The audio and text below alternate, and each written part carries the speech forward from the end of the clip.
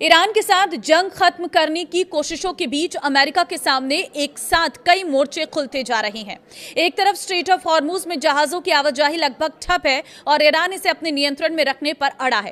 ताजा हालात क्या है, इस रिपोर्ट में आपको दिखाते हैं। नमस्कार, मैं हूं आपके साथ ममता तिवारी और आप देख रहे हैं न्यूज 18 का डिजिटल प्लेटफॉर्म।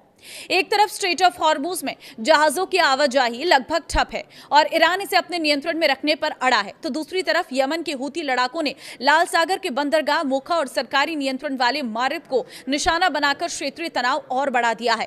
अमेरिका के दबाव के बावजूद ईरान पीछे हटने को तैयार नहीं है और उसके सहयोगी संगठन भी अलग अलग मोर्चे पर दबाव बनाए हुए हैं। ईरान के डिप्टी विदेश मंत्री काजेम ने शनिवार को अमेरिका से संघर्ष में अपनी हार स्वीकार करने को कहा है। उन्होंने कहा है कि स्ट्रेट ऑफ हॉर्मुज ईरान की कमान में रहेगा और इसे सिर्फ राजनीतिक बयान या सैन्य ताकत के दम पर नियंत्रित नहीं किया जा सकता। रविवार को यह भी खबर आई है कि ओमान और ईरान में हॉर्मुज पर समझौता हो गया है। ईरान का रुख अमेरिका के लिए बड़ी चुनौती है। युद्ध से पहले रोजाना 130 से अधिक जहाज इस रास्ते से गुजरते थे, लेकिन शुक्रवार को केपलर के मुताबिक सिर्फ 2 जहाजों ने हॉर्मुज पार किया है। इसका सीधा असर तेल की कीमतों पर पड़ रहा है। ब्रेंट और WTI में इस हफ्ते करीब 6% और 5.4% की तेजी की संभावना बनी है। अमेरिका में पेट्रोल की औसत कीमत भी करीब $4.08 प्रति गैलन तक पहुंच गई है।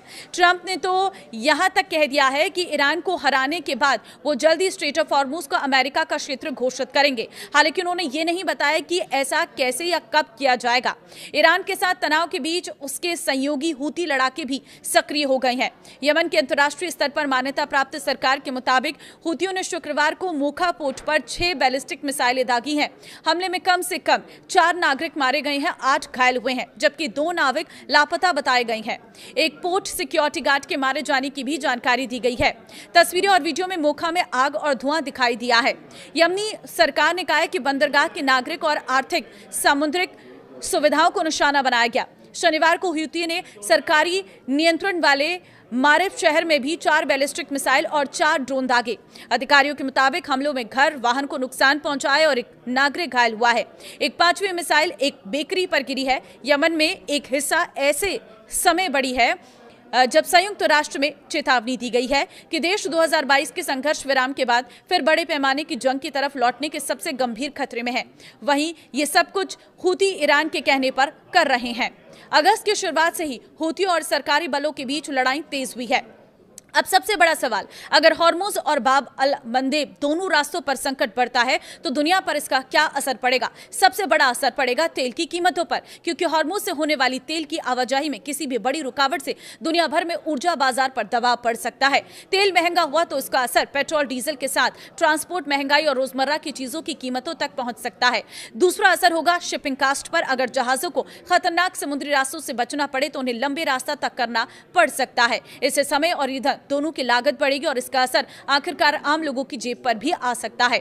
भारत के लिए भी यह संकट बेहद अहम है। भारत ऊर्जा जरूरतों के लिए बड़ी मात्रा में कच्चे तेल का आयात करता है और पश्चिम एशिया के समुद्री रास्ते भारतीय व्यापार के लिए महत्वपूर्ण है। इसलिए अगर लंबे समय तक समुद्री रास्तों में बाधा रहती है तो भारत के लिए तेल की कीमत, शिपिंग लागत और आयात निर्यात पर दबाव बढ़ सकता है।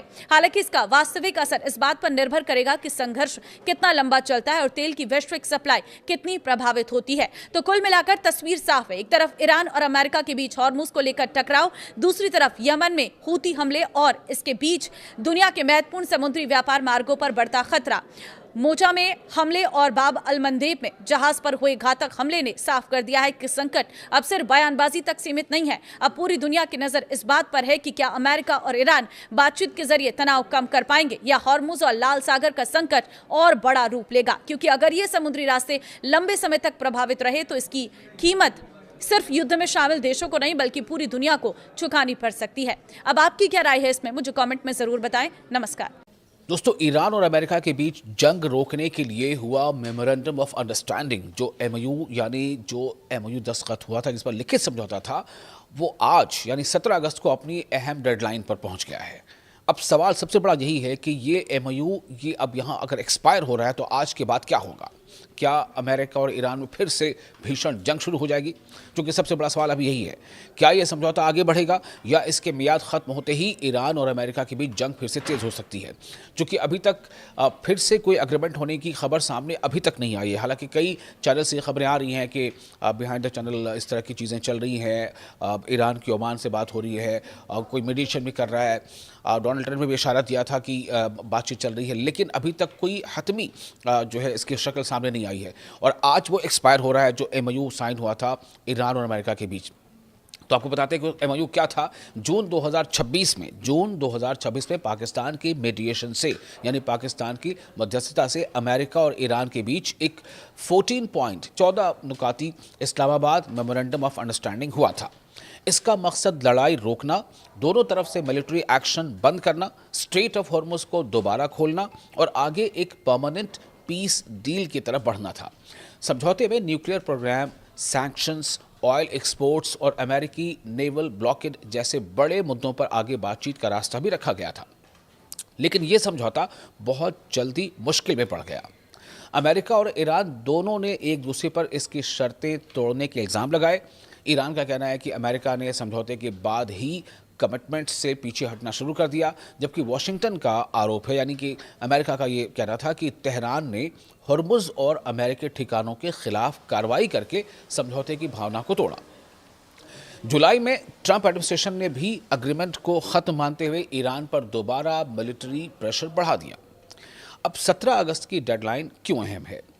क्योंकि जून के एग्रीमेंट में फाइनल डील के लिए 60 दिनों का फ्रेमवर्क रखा गया था।